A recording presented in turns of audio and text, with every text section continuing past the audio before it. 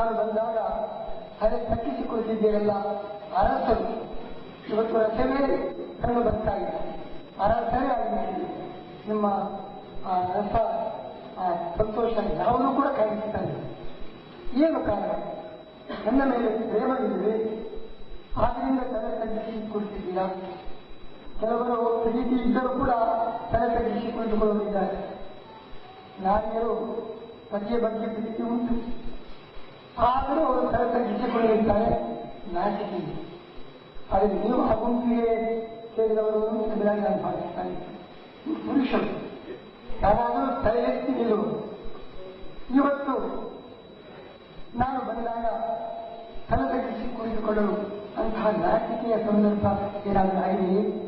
ಸ್ತ್ರೀಯರಿಗೆ ಸಹಜವಾಗಿ ನಾಚಿಕೆ ಇದೆ, ಅವರು ಯಾವಾಗಲೂ ತಲೆ ತಗ್ಗಿಸಿ ಪ್ರೀತಿ ಇದ್ದರೂ ಕುಳಿತುಕೊಳ್ಳಬಹುದು. ನಿಮಗಂತಹ ಸಂದರ್ಭ ಏನು ಬಂದಿದೆ? ಅಂತಹ ನಾಚಿಕೆಯ ಘಟನೆ ಏನಾಗಿದೆ? ಯಾಕೆ ತಲೆ ತಗ್ಗಿಸಿ ಕುಳಿತುಕೊಂಡಿದ್ದೀರಿ? ಸ್ವಲ್ಪ ವಿವರಿಸಬಹುದೇ?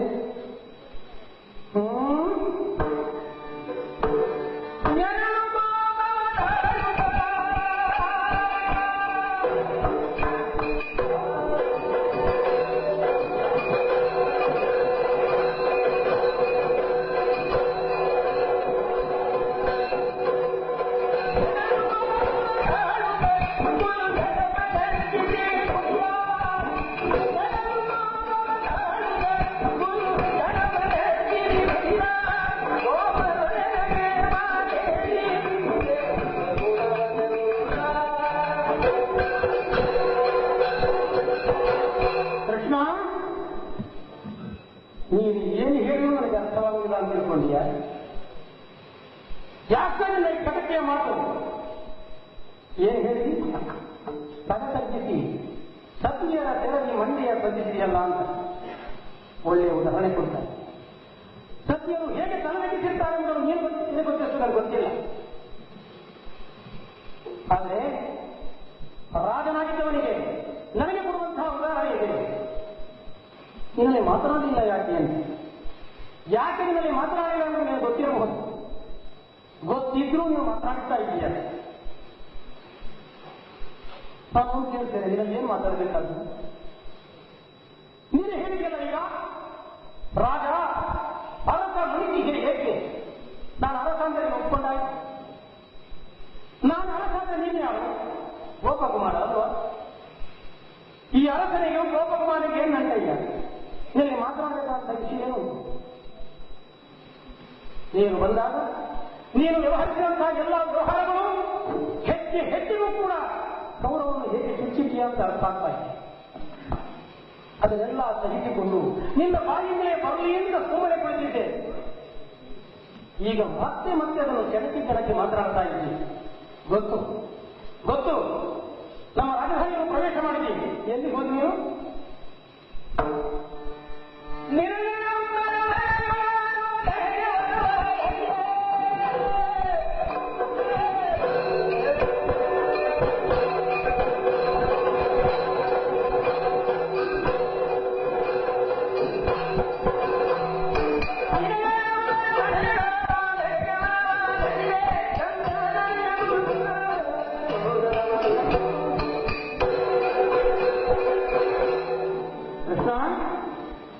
ಒಂದು ವೇಳೆ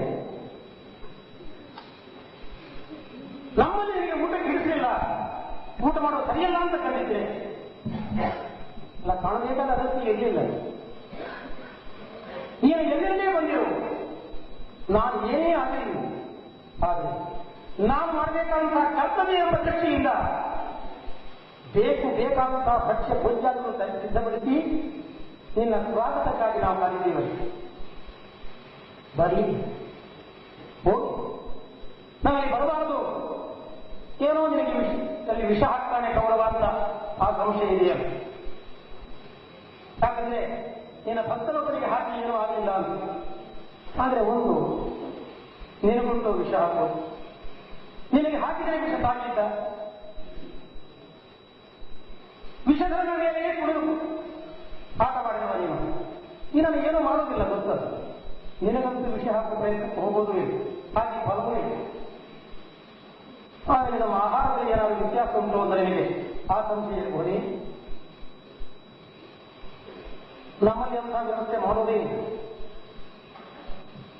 ನಮ್ಮಲ್ಲಿ ಮಾತ್ರ ಅಲ್ಲ, ನಮ್ಮಲ್ಲಿ ಯಾವ ಆಹಾರವನ್ನು ನಾವು ಸ್ವೀಕರಿಸ್ತೇವೋ ಅದನ್ನೇ ನಮ್ಮ ರಾಜ್ಯದಲ್ಲಿ ಎಲ್ಲರೂ ಸ್ವೀಕರಿಸಬೇಕು ಅಂತ ಹೇಳಿದ್ದೇವೆ. ಅಲ್ಲಿ ಕಲಬೆರಕೆಗೆ ಪ್ರವೇಶ ಕೊಡೋದಿಲ್ಲ, ಇನ್ನು ಯಾವುದು ಆಗಬೇಕು ಅಲ್ಲಿ ಬಿಡೋದಿಲ್ಲ. ಶುದ್ಧ ಆಹಾರವೇ ಸ್ವೀಕರಿಸ್ತೇವೆ. ಅದರಲ್ಲೂ ನೀನು ಆ ಪಕ್ಷಪಾತಿಯಾಗಿ ಬಂದಿರುವಾಗ ನಾವು ವಿದ್ಯಾರ್ಥಿ ಮಾಡೋದಕ್ಕೆ ಸಿದ್ಧವೇ ಇಲ್ಲ. ಬೇಕಾದಂತಹ ಉತ್ತಮ ಅಡಿಗೆಯನ್ನ ಮಾಡಿ ಸಿದ್ಧಪಡಿಸಿದಾಗ ನೀವು ಬರಲಿಲ್ಲ. ಹೌದು, ನಿನ್ನನ್ನೇ ಸದಾ ಜಪಿಸಿಕೊಂಡಿರುವಂತಹ, ನೀನೇ ಭಗವಂತ ಅಂತ ಹೇಳಿ ಹಗಲು ರಾತ್ರಿ ಕುಣಿದು ಕುಣಿಸುತ್ತಿರುವಂತಹ ಆ ಭೀಷ್ಮನಿಗೆ ಹೋಗ್ಬೇಕಲ್ಲ, ಗುರುಗಳಿಗೆ ಹೋಗ್ಬೇಕಲ್ಲ, ಕೃಪರಿಗೆ ಹೋಗ್ಬೇಕಲ್ಲ. ಬೇಡ, ನಿಜವಾಗಲೂ ನನ್ನ ಅಪ್ಪ ಕಣ್ಣು ಕಾಣಿಸೋದಿಲ್ಲ. ಆದರೂ ಆ ಕೃಷ್ಣ ದ್ವಾರದಿಂದ ಬರ್ತಾನೆ ಅಂತ ಹೇಳಿ ಸಾಧಿಸಿದರು. ಇವರೆಲ್ಲ ಸಾಧಿಸರು. ಇವರ ಮನೆಗೆ ಹೋಗಿ ಸಂತೋಷವಾಗಿ ಮುಗುಳಕ್ಕೂ ಮಾತನಾಡಿ ಹಾಗೆಯೇ ಹೋಗಿ ಮಧ್ಯಾಹ್ನ ಹೊತ್ತು ನೀವು ಹೋಗುವಾಗ ನಿನ್ನೊಂದಿಗೆ ಕುಳಿತುಕೊಂಡು ಭೋಜನವನ್ನು ಮಾಡಬೇಕೆಂಬ ಆಸೆ ತುಂಬಿರುವಾಗ ಅವರಿಗೆ ಅವಕಾಶ ಕೊಟ್ಟಿಲ್ಲ. ನೀವು ದುರ್ಯೋಧನ ಏನೇ ಹೇಳಿ ನೀನು ನಮ್ಮತ್ತ ನಾವೆಲ್ಲ ಹೋಗೋಣ. ಹೀಗಿರುವಾಗ ನಿನ್ನ ಬಳಿಗೆ ಬರುವಷ್ಟು ನಮಗೆ ಅಗತ್ಯವಿಲ್ಲ. ಭೀಷ್ಮ ದ್ರೋಣ ಇವರ ಬಳಿಗೆ ಹೋಗಬಹುದಿತ್ತು ಎಂಬ ನಕ್ಷೆ ಬುದ್ಧಿರೋದು. ಅಂಥವರಲ್ಲೇ ಒಬ್ಬನಂತ ಹೇಳಿದ್ದೀರಾ? ಭೀಷ್ಮ ದ್ರೋಣ ಇದಕ್ಕಿಂತ ಕಡಿಮೆ ಯಾವ? ಎಲ್ಲಿ ಹೋಗಿ ವಿದುರ? ಭೀಷ್ಮ ದ್ರೋಣ ಇದಕ್ಕೆ ದೊಡ್ಡ ಭೀಷ್ಮನಿಗೆ ಸರಿಸಾಧ್ಯ ವಿದುರ ಯಾಕಲ್ಲ?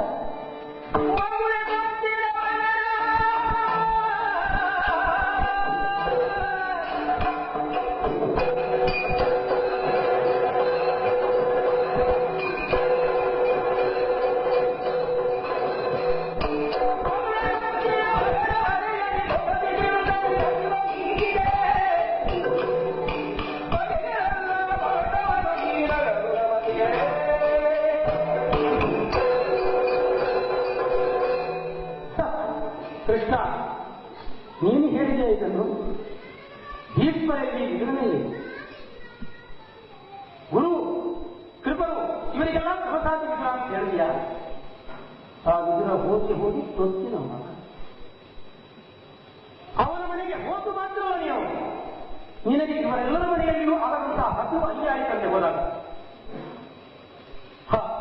ಅವನ ಮನೆಗೆ ಹೋದಾಗ ಆಗಿತ್ತು, ಸಿಗಲಿಲ್ಲ. ಅಲ್ಲಿ ಆಹಾರ ಸಿಕ್ಕಿತ್ತು, ನಿನಗೆ ಬೇಕಾದ್ರೂ ಸಿಗಲಿಲ್ಲ ಅಲ್ಲವೇ? ಇಲ್ಲಿ ಸಿದ್ಧವಾಗಿತ್ತು, ಆದರೆ ನಿನಗೆ ಬೇಕಾಗಿರಲಿಲ್ಲ. ನಿನಗೆ ಬೇಕಾದ್ರೂ ಅಲ್ಲಿ ಸಿಕ್ಕಿತ್ತು. ವಿದುರನು ಅವನನ್ನು ಕುರುತ ಎಂದರ ಪಾಲಿನಲ್ಲಿ ನೀವು ಮಾಡಿದಂತೆ ಏನೋ ವಿಹಾರಾಟ, ಅದನ್ನು ನೀವು ಸ್ವೀಕರಿಸೋದು, ಕಟವಾಯದಲ್ಲಿ ಬಿಡೋದು, ನದಿಯಾಗಿ ಪ್ರವಹಿಸುವುದು,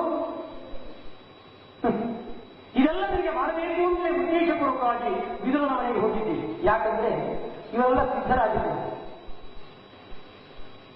ಅಲ್ಲಿ ಸಿದ್ಧತೆ ಆಗಲಿಲ್ಲ. ನೀವು ಪ್ರತಿಯಿಂದ ಅವರೇನೂ ಸಿದ್ಧಪಡಿಸಲಿಲ್ಲ. ಯಾಕಂದ್ರೆ ನೀವು ಬರಬೇಕಿಲ್ಲ ಅಂತ. ನೀವು ಎಲ್ಲಿ ಸಿದ್ಧಪಡಿಸಿಲ್ವೋ ಅಲ್ಲಿಗೆ ಹೋಗಿ ಇವರೆಲ್ಲ ಸಿದ್ಧಪಡಿಸಿದರೆ ಅಲ್ಲಿ ಹೋಗಲಿಲ್ಲ. ಪರೋಕ್ಷವಾಗಿ ನನಗೆಲ್ಲರೂ ಕೂಡ ಆಘಾತ ಮಾಡಬೇಕು ಅಂತ. ಏಕೆಂದ್ರೆ ಅವನು ಗೊತ್ತಿನ ಮಗನಾದರೂ ಕೂಡ ಒಂದು ಮಂತ್ರಿ ಸ್ಥಾನ ನಮಗೆ ಕೊಟ್ಟಿದ್ದೇವೆ. ನಮ್ಮ ಮಂತ್ರಿ ಆಗಿದ್ದಾನೆ ಅವನು. ಅಷ್ಟೇ ಅಲ್ಲ, ನಮ್ಮ ಅಪ್ಪನಿಗೆ ಬಹಳ ಆಪ್ತನಾಗಿ ಹೋಗಿದ್ದಾನೆ. ಈ ಎಲ್ಲ ಕಾರಣ ಇದ್ರೂ ಕೂಡ ಅವನೆಲ್ಲಿಯೋ ಅಲ್ಲೇ ಇಳಿಸಿದ್ದೇವೆ ನಾವು. ಅದಕ್ಕೆ ಮೇಲೆ ಬರಲಿಕ್ಕೆ ನಾವು ಅವಕಾಶ ಕೊಟ್ಟಿಲ್ಲ.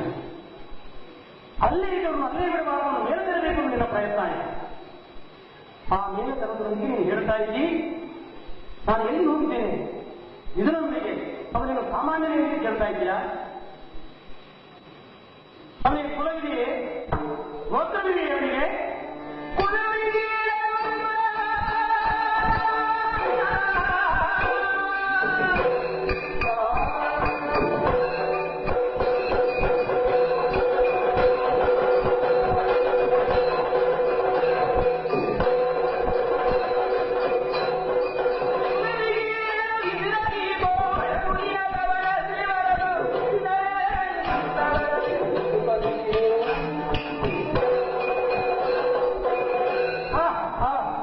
ಬಹು ಚೆನ್ನಾಗಿದೆ. ನಿಮ್ಮ ಜೋಡಿಯಲ್ಲಿ ಅಷ್ಟು ಚೆನ್ನಾಗಿದೆ. ಅವನಿಗೆ ಕುಲ ಇಲ್ಲ, ಸೊತ್ತಿನ ಮಗ, ಸ್ಥಾನ ಇಲ್ಲ, ಮಾನ ಇಲ್ಲ. ಅವನೊಂದಿಗೆ ಗೋಪಕುಮಾರ ನೀನು. ಇವರೆಲ್ಲ ರಾಜ್ಯದಲ್ಲಿ ಶೋಭಿಸುತ್ತಿರುವವರು. ಅವನು ಯಾರು ನಿಮಗೆ ಬೇಕಾಗಿಲ್ಲ. ಇದರಲ್ಲಿಯೇ ನಿನಗೆ ಆಹಾರ ಸ್ವೀಕರಿಸಬೇಕು, ಅವನಲ್ಲಿಯೇ ಸ್ನೇಹ ಬೆಳೆಸಬೇಕು, ಅವನಲ್ಲಿಯೇ ಯೋಗಕ್ಷೇಮ ವಿಚಾರಿಸಬೇಕು ಎಂಬಿತ್ಯಾದಿ ನಿರ್ಧಾರವನ್ನು ಮೊದಲೇ ಮಾಡಿಕೊಂಡು ಅಲ್ಲಿ ಹೋಗಿದ್ದೀನಿ. ನಾನು ನಿಜವಾಗಿ ಕಾಣಿಸಲಿಲ್ಲ. ಆ ಪಾಂಡವರು ನಿನ್ನಿಂದ ಎಷ್ಟು ಒಳ್ಳೆಯವರು. ನನಗೆ ನಿಜವಾಗಿ ಹೇಳ್ತೇನೆ, ನನಗೆ ವಿರೋಧಿಗಳು ಪಾಂಡವರಲ್ಲ. ಈ ಪಾಂಡವರನ್ನು ಎತ್ತಿ ಹಿಡಿದು ನನಗೆ ಎದುರಾಗಿ ಮಾಡಿ ಆ ಪಕ್ಷವನ್ನ ಬಲಪಡಿಸುವ ನೀನು, ನಿಜವಾಗಿ ಅವರು ನೀನು, ಅವರಲ್ಲ. ಕೃಷ್ಣ, ನಿನ್ನ ಈ ಊಹಕೋಪಾಯ ನನಗೆ ಬೇಡ. ನೇರವಾಗಿ ಏನೋ ಮಾತನಾಡು. ಯಾವತ್ತೂ ಗೌರವ ನೇರವಾಗಿಯೇ ಮಾತನಾಡ್ತೇನೆ ಹೊರತು ಈ ವರ್ಷ, ಈ ಕಟಕಿ ಇದೆಲ್ಲ ಅಗತ್ಯ ಇಲ್ಲ. ಆದ್ದರಿಂದ ನನಗನಿಸುವುದು ಇಷ್ಟೇ, ಕೌರವನ ಆಸ್ಥಾನದಲ್ಲಿ ಇಷ್ಟು ಜನ ಇದ್ದು, ಇಷ್ಟು ಮಂತ್ರಿಗಳಿದ್ರು ಕೂಡ ಇವರಲ್ಲಿ ಎಲ್ಲಿಗೂ ಹೋಗಿಲ್ಲ. ಬೇಕು ಬೇಕೆಂದೇ ನನ್ನ ನೆರಳಿನಲ್ಲಿಯೇ, ನನ್ನ ಊರಿನಿಂದಲೇ ನನ್ನ ಕಣ್ಣಿಗೆ ಬಿಚ್ಚುವಂತಹ ಒಂದು ಕೆಲಸ ಮಾಡಿದ್ಯಾ. ಈ ಕುಲವಿಹೀನ ಜಾತಿ ಭ್ರಷ್ಟ ಇವನ ಮನೆಗೆ ಹೋಗಿ ಅಲ್ಲಿ ಹಾಲನ್ನು ಸ್ವೀಕರಿಸಿಕೊಂಡು ಪರೋಕ್ಷವಾಗಿ ನನಗೆ ಅವಮಾನ ಮಾಡಿದ್ದಿಲ್ಲ. ಏನು ಹಾಗೆ ನಿಮಗೆ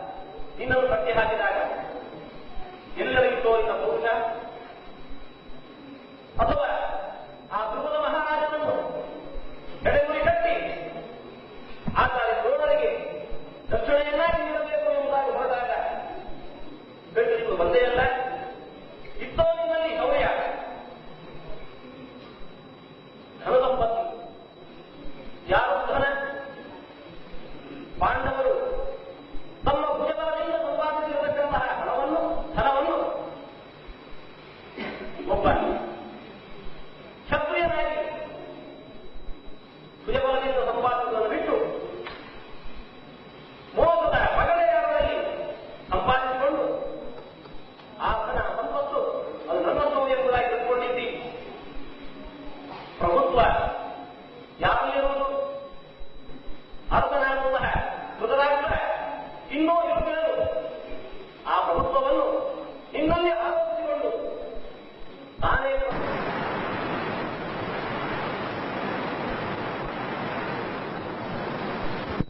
ಚರಿತ್ರೆಯಿಂದ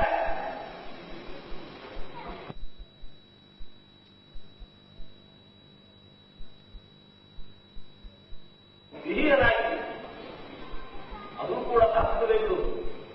ಇನ್ನು ಅಪ್ಪನಿಗೆ ಹೊರಗಣ್ಣೂ ಇಲ್ಲ, ದೂರದೃಷ್ಟಿಯೂ ಇಲ್ಲ. ಅವನ ಮಗನಾಗುವುದಕ್ಕೆ ಆ ದೂರದೃಷ್ಟಿಯನ್ನು ಅವರು ಕಳೆದುಕೊಳ್ಳದಿದ್ದಲ್ಲಿ ಅವನ ಮಗನಾಗಿ ಏನು ಪ್ರಯೋಜನ ಎಂಬಂತೆ ದೂರದೃಷ್ಟಿಯನ್ನು ಕಳೆದುಕೊಂಡಿದ್ದಿ.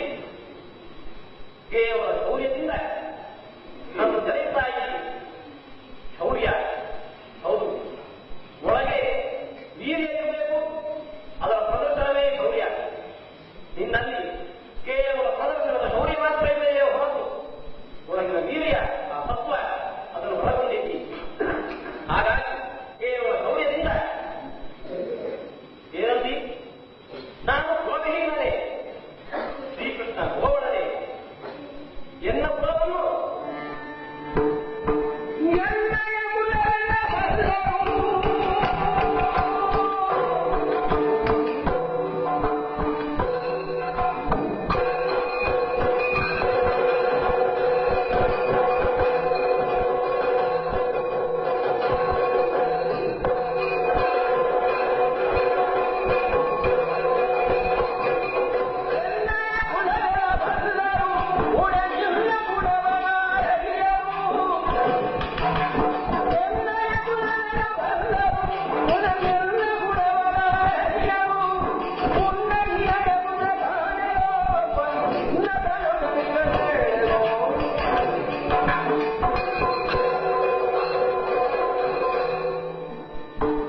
ನನ್ನ ಕುಲವ ಮಾದರಿಯಲ್ಲಿ ಬೆದರದಿದ್ದಿ, ಜರಗಿದ್ದಿ.